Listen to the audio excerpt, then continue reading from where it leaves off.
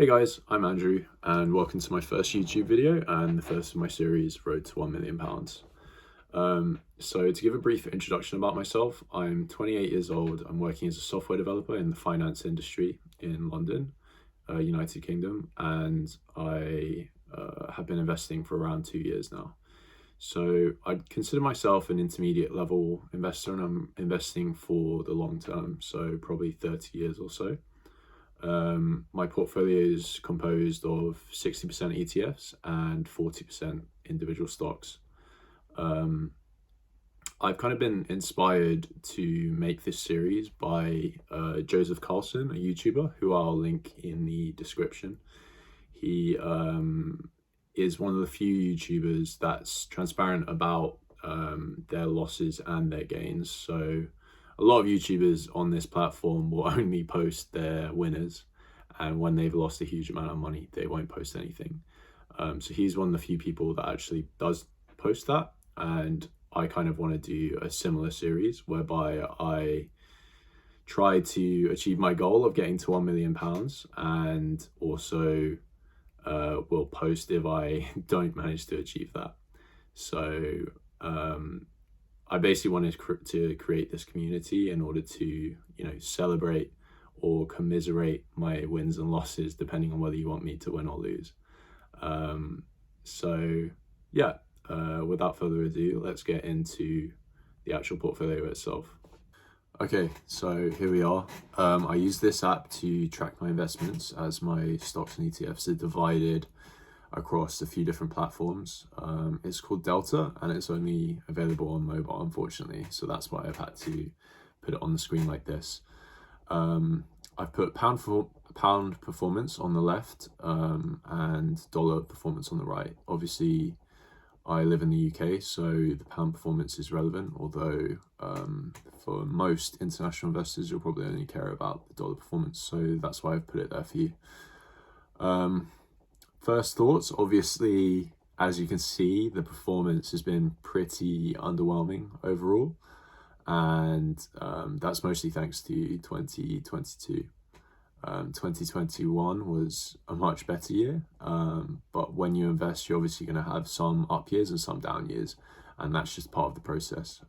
In the long run, you're pretty much guaranteed to make money as long as you're invested in high quality stocks, in ETFs, things like that. So I'm taking this opportunity to buy more stocks and to increase my holdings in a lot of companies that I have a high conviction in.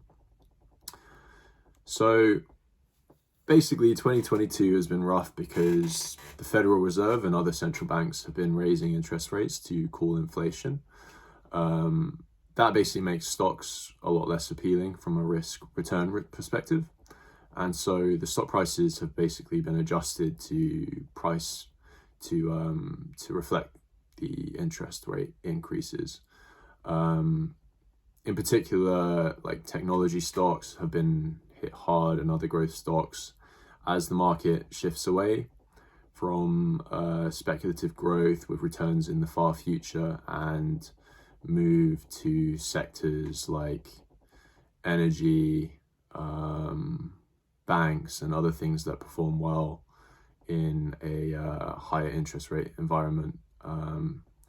So that's actually been not too bad for some of my holdings, as I'll get into later, although the vast majority of them have been affected by this.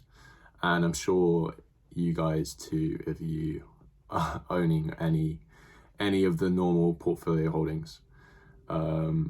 So in terms of performance against the S&P 500, in pound terms, with dividends reinvested, it's down about 9% in the last year, and you can check that by going to check the performance of a stock called VUAG, and that's the Vanguard ETF with S&P 500 ETF with dividends reinvested.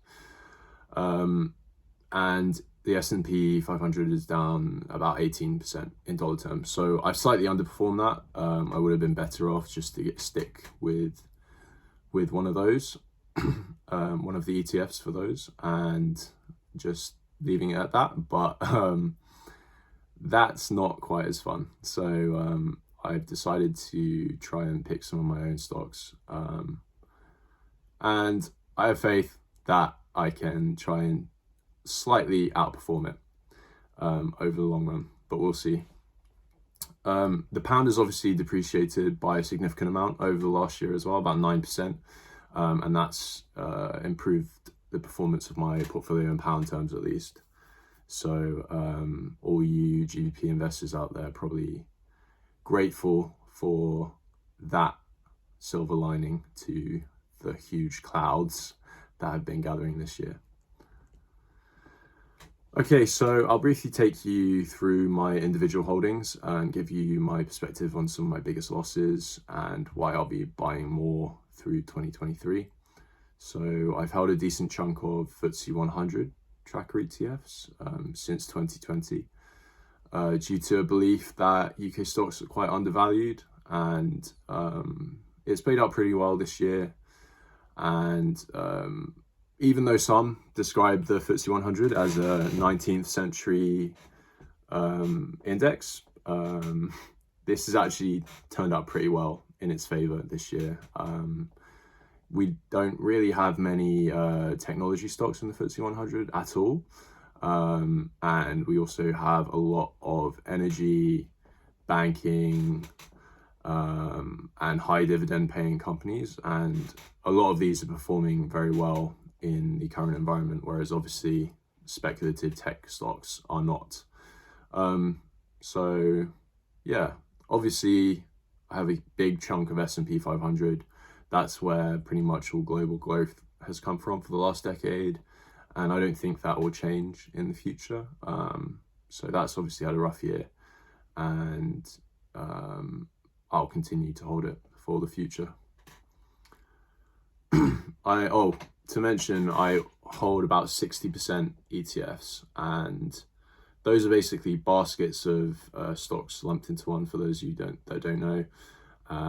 That's because it's a safe way to invest in stocks without actually having to do research on individual companies, taking risk every time you do that. So when it comes to individual stocks, I tend to invest less, and I try to make sure I have high conviction in them for at least the majority of them that I invest in.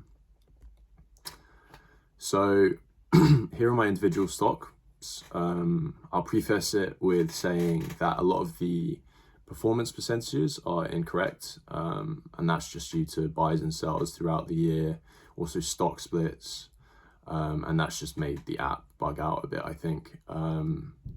Overall, it still doesn't make for good viewing, but if I had actually lost 97% on Google, I might as well just end the series here and now. The only stock that's actually performed well for me this year, surprisingly, is Crocs. So I want to give a shout out to the Zoomers for at least giving me one thing to end the year on a high. My main loser has been Meta, with it falling by a huge amount this year. I've been buying more throughout the year to bring my cost basis down, and I still have conviction in this stock in the long term, and it's actually something I want to make a future video about, so I can go into its financials in more depth, and also a lot of the company fundamentals, future plans, layoffs, and competition. So I want to make a video in future where I can discuss that more and tell you why I think it's still a good buy. Cool. Thanks guys for watching my first video. Let me know if you have any questions or feedback. Put them in the comments. Also, I'm curious. Let me know if you have any top stock picks for 2023. If you want to stick around, then hit the subscribe button. I hope you all had a great Christmas, and Happy New Year for 2023.